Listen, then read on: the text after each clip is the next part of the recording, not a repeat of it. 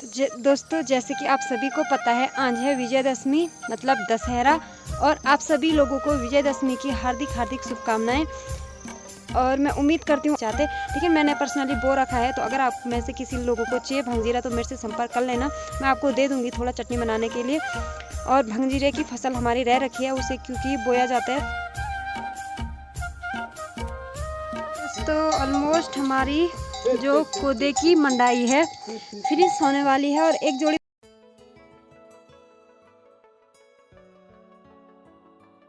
Hello दोस्तों, good morning. कैसे हो आप सब? आई होप आप सब बढ़िया होंगे और मैं भी एकदम ठीक हूँ।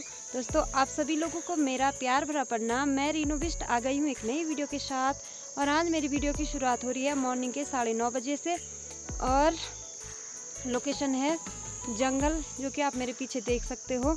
और धूप भी अच्छी तरीके से निकल चुकी है, तो वेदर मैं आपको थोड़ी देर में दिखाती हूँ।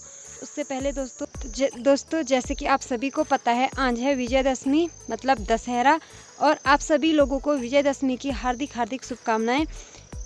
और मैं उम्मीद करती हूँ आप सभी लोग आज के दिन अपने अंदर, सिर्फ आज के दिन रावण जलाने से कुछ नहीं होता है दोस्तों। अपने मन में जो रावण रूपी अहंकार है, अधर्म मतलब जो भी बुरी भावनाएं हमारे मन में व्याप्त हैं, हमें उनका नाश करना चाहिए। तो हम भी स्वयं से ही रावण को जला लेंगे। और क्या होता है ना कि हम लोग रावण को तो जला लेते हैं, लेकिन जो पुतला होता है रावण का वो तो हम जला लेते हैं, लेकिन जो हमारे अंदर बुरी चीज़ें होती है, किसी से द्वेष रखना, किसी की आलोचना करना, और भी चोरी, जितना भी होता है, मतलब जितनी भी बुरी भावनाएं हैं, हम उनको नहीं कुछ उनको हम छेड़ते ही नहीं हैं। और रावण का पुतला हम बड़े ज़ोरों शोरों से जला देते हैं, लेकिन जो कि अच्छी बात नहीं है। रावण का पुतला जलाने का मतलब ये है कि जो भी हमारे आसपास या हमारे समाज में जो भी बुराइयां हैं उनको जलाना। और हम उन बुराइयों को तो नहीं जला पाते, लेकिन जो रावण का पुतला है उसे बड़ा बड़ा बना के जला देते हैं। तो हमें ये नहीं करना है। हमें अपने मन के अंदर ही अच्छी भावनाएं लानी है, किसी दूसरे के प्रति, अपने समाज के प्रति, अपने देश के प्रति प्रेम की भावना रखनी है। और जो द्वेष, अहंकार, ये भावनाएं हैं, ये मिटानी है। और यही मकसद है विजयदशमी को मनाने का। और विजयदशमी क्यों मनाई जाती है हमारे पुराणों में, उसका महत्व मैं आपको बताती हूँ। वैसे कि तो सभी को पता ही है, आज की डेट में सोशल मीडिया का ज़माना है, कोई किसी दूसरे के ज्ञान पे निर्भर नहीं है। जिसका मन करे वो ज्ञान ले सकता है। और ज्ञान लेने के लिए दुनिया भर की चीज़ें यूट्यूब पे और भी प्लेटफॉर्म है सोशल मीडिया में, वहाँ आपको मिल जाएंगे।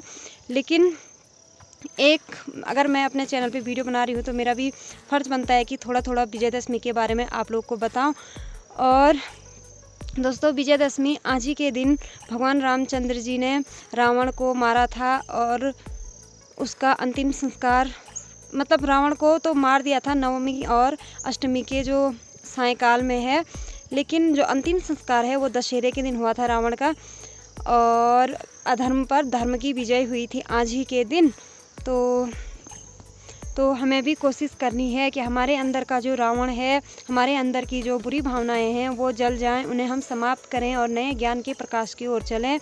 और दोस्तों, इसी बीच नवरात्रे भी चल रहे थे। और नवरात्रे का क्या महत्व होता है कि महिषासुर नाम का एक बहुत ही दानव, बहुत ही अत्याचारी राक्षस था, जो ब्रह्मा जी, जो अपने पिताजी के वध का बदला लेने के लिए सारे देवताओं से द्वेष रखता है। और ब्रह्मा जी की कठोर तपस्या करता है और ब्रह्मा जी से वरदान पाता है कि उसका जो वध है वो किसी मनुष्य, किसी देवता या किसी जानवर, किसी भी किन्नर इनसे ना हो करके, किसी से हो ही ना, तो ये वरदान प्राप्त कर लेता है महिषासुर। तो ब्रह्मा जी भी मतलब प्रसन्न होकर उसकी तपस्या से वरदान दे देते हैं।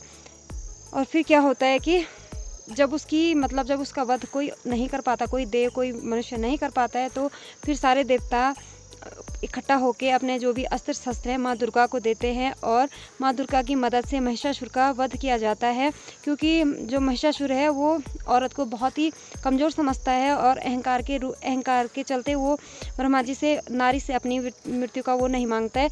और वो सोचता है कि मतलब नारी मेरा क्या ही बिगाड़ लेगी। तो माँ दुर्गा अपना आदिशक्ति रूप रख के महिषासुर का वध कर देती है। और इसी के चलते हमारे नवरात्रे भी मनाए जाते हैं। और हमारे नवरात्रों का विशेष महत्व है। हम हिंदू लोग और त्यौहार माने ना माने, नवरात्रे और विजयदशमी, दीपावली ये हमारे लिए बहुत ही महत्व रखता है। वैसे तो हम सारे त्योहारों को बहुत महत्व देते हैं, लेकिन नवरात्रे का महत्व कुछ विशेष ही है, क्योंकि नवरात्रों में माँ दुर्गा के 9 रूपों की पूजा होती है। तो दोस्तों, आप सभी को विजयदशमी की बहुत सारी शुभकामनाएं, और उम्मीद है आप लोग को मेरा जो मैं आपको जानकारी दी वो आपको पसंद आई होगी, और अगर पसंद आई तो प्लीज़ कमेंट में बताना। और चलिए वीडियो की शुरुआत करते हैं, और वीडियो की शुरुआत मेरी हो चुकी है। अभी मैं आ रखी हूँ घास के लिए, और ये घास के लिए मैं वहीं आ रखी हूँ जहाँ पे हमारा पर्सनल जंगल है। आज मैं देने के लिए घास के लिए आ रखी हूँ, क्योंकि इसके बाद दिन में हमारी जो है ना मंडवे की मंडाई है, और देने के लिए घास, फिर उसके बाद टाइम नहीं लगेगा। तो मैं अभी घास के लिए आ चुकी हूँ। दोस्तों, कभी कभी क्या होता है ना, अगर आप कंटिन्यू किसी चीज़ को बोलो तो आप ना हड़बड़ा भी जाते हो, जैसे कि मैं हड़बड़ा जाती हूँ कभी कभी किसी टाइम पे। और आप प्लीज़ उस चीज़ को अवॉइड करें, और मैं जो बोल रही हूँ उस पर ध्यान दें। और कभी कभी हो जाता है कि कुछ हड़बड़ाहट में कुछ ज़्यादा अच्छा बोला जाता है, कभी नहीं बोला जाता है, तो आप उस चीज़ को इग्नोर करें, और मैं जो अच्छी चीज़ें बोल रही हूँ प्लीज़ उस पर ही ध्यान दें। और ना इस बीच मेरी 2-4 दिन से ब्लॉग नहीं आए, उसका रीज़न भी मैं आपको बताती हूँ। दोस्तों, क्या हुआ कि आजकल जैसे कि आप सभी को पता है, खरीफ की जो फसलें हों सारी कट चुकी हैं। बस हमारी 2 फसल है जो अभी बची हुई है। एक है भंगजीरा, जो हमारे गढ़वाल में काफ़ी पहले तो बहुत ही ज़्यादा पाया जाता था, लेकिन अब विलुप्त की कगार पे है। लोग उससे मतलब, क्योंकि उसमें मेहनत ज़्यादा लगती है, तो लोग उसे बोना ही नहीं चाहते। लेकिन मैंने अपनी बुआ के घर से मंगा रखा था उसका बीज, और अपने 4-5 खेतों में बोया है, और उसकी फसल काफ़ी अच्छे से हो रखी है। तो हमने उसे अभी नहीं काटा। मैं आपको दिखाऊंगी कि कैसा भंगजीरा होता है। और दोस्तों, भंगजीरे की विशेषता ये है कि इसका तेल तेका बोलते हैं हमारे गढ़वाली में। जो भी तेल में बनने वाले पकवान होते हैं उनको, या पकौड़ी, पूड़ी, कचौड़ी, अरसे, रोटलें जो भी होता है, तो तेके में बहुत ही ज़्यादा अच्छा यूज़ होता है भंगजीरे के तेल का। और चटनी उसकी बहुत ही ज़्यादा फेमस है, और काफ़ी महंगा बिकता है मार्केट में, लेकिन लोग अब बोना ही नहीं चाहते, क्योंकि लोग इतनी मेहनत करना ही नहीं चाहते। लेकिन मैंने पर्सनली बो रखा है, तो अगर आप में से किसी लोगों को चाहिए भंगजीरा तो मेरे से संपर्क कर लेना, मैं आपको दे दूँगी थोड़ा चटनी बनाने के लिए। और भंगजीरे की फसल हमारी रह रखी है, उसे क्योंकि बोया जाता है जनवरी फरवरी में बोया जाता है, 9 महीने की फसल होती है, और अभी अक्टूबर नवंबर में काटा जाता है। और दूसरी बची है हमारी तोर की दाल। तो तोर की दाल वो हमने लेट में बोई थी, मार्च अप्रैल में, तो अभी वो थोड़ा बहुत पकी नहीं, तो वो बची हुई है। बाकी जो भी खरीफ की फसलें थी वो हम सारी निकाल चुके हैं। कल मैं गई थी चूहा निकालने के लिए, तो चूहा भी हमारी इस बार कुछ खास तो हुआ नहीं, लेकिन जितना भी था एक भारी हुई बीज के लिए निकल गया था। और क्योंकि चूहे पे ना इस बार बीमारी लग गई थी, तो चूहा भी हमने निकाल चुका है। बाकी जो सोयाबीन दाल वगैरह है वो इस बार उतनी खास फसल नहीं हो रही है, लेकिन अपने लिए काफ़ी है, वो सारी चीज़ें निकल चुकी हैं। और जो मंडवे का घास था वो भी हम काट चुके हैं, उसे काट के हमने मतलब कि जो खुम्बा होता वो लगा दिया है, और मंडवा वगैरह तो सारी लवाई हो चुकी है। और बाकी अब रबी की फसल बोने का समय आ चुका है, तो रबी की फसल भी हमने 4 दिन पहले हमारी गेहूं की बुआई शुरू हो चुकी है, और आज हमने गेहूं की बुआई भी समाप्त कर दी है। तो गेहूं की बुआई में ससुर जी हमारे हल लगाते हैं, आपको पता ही है मेरे ससुर जी लगाते हैं हमारी हल। तो गेहूं की बुआई भी हमने कर दी है, और गेहूं की बुआई के बाद जो खेतों में जो ढिक्का फोड़ा जाता है कुदाल से, ताकि जो फसल है वो अच्छी तरीके से हो, तो वो सब भी हो चुका है। तो अब सारी ये काम निपट चुके हैं, बाकी रह गया है सरसों बोना। तो सरसों भी कुछ टाइम के बाद बोना शुरू हो जाएगा, क्योंकि अभी सभी लोगों ने मंडवे का जो घास है वो नहीं काटा। और आज हमारी है मंडवे की मंडाई, तो इसके यहाँ से जाने के बाद हमें मंडाई करनी है, तो वो कर लेंगे।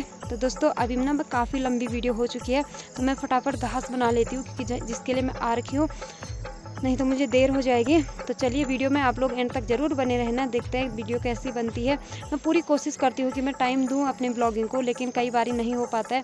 हमारा जो गांव है वो काफ़ी, यहाँ बहुत ज़्यादा काम होता है, और बच्चा भी छोटा है, तो मुझे बहुत सारी चीज़ें देखनी पड़ती है, जिस वजह से मैं अपने ब्लॉगिंग को टाइम नहीं दे पाती हूँ। तो प्लीज़ आप लोग प्यार और सपोर्ट दें, ताकि मुझे मतलब करेज मिले कि मैं बनाऊँ वीडियो और आप लोगों तक अपना डेली लाइफ दिखाऊँ।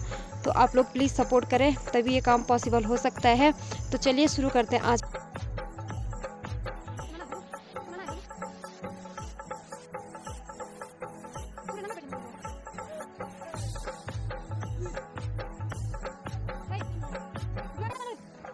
दोस्तों, ऑलमोस्ट हमारी जो कोदे की मंडाई है फिनिश होने वाली है, और एक जोड़ी बैल जा चुके हैं, उनको दूसरी वाली मंडाई में जाना था। और ये देखिए कुछ ऐसा हो रखा, हमारा मंडवा बिल्कुल भी सीज नहीं रखा है और ये काला भी नहीं हो रखा है, तो ये उतना हेल्दी भी नहीं होता है क्योंकि ये ना सूख नहीं रखा अच्छे से। पहले इसको पानी डाल के सिजाना था, तो जो हमने किया नहीं। खैर कोई बात नहीं, ये भी ठीक ही हो रखा है। और अब ख़त्म होने वाली है मंडाई, तो इसके बाद हबी जी बैलों को छोड़ने जाएंगे, फिर मैं बना रही हूँ खाना। हाय से हाय। हाय।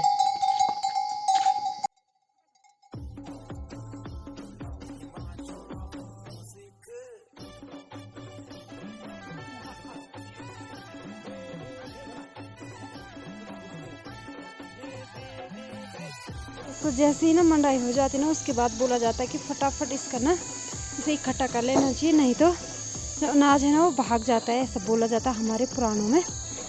इसलिए मैंने थोड़ा थोड़ा थुपड़ी लगा दी है और ढंग से मैं अब इसको अब झाड़ू से अब करूँगी साफ। तो पहले मैंने थोड़ा थोड़ा थुपड़ी लगा दी है। तो देखिए हमारा मंडवा ना कुछ ज़्यादा ही लाल हो रखा है। और थोड़ी देर बाद हमारे जो पढ़िया वाले हैं, मतलब जो लोग हेल्प करने वाले आते हैं, जिनका हम भी जाते हैं, तो वो लोग अभी थोड़ी देर में आने वाले हैं। तो तब तक हम इसे इकट्ठा कर लेंगे और खाना वगैरह खा लेंगे।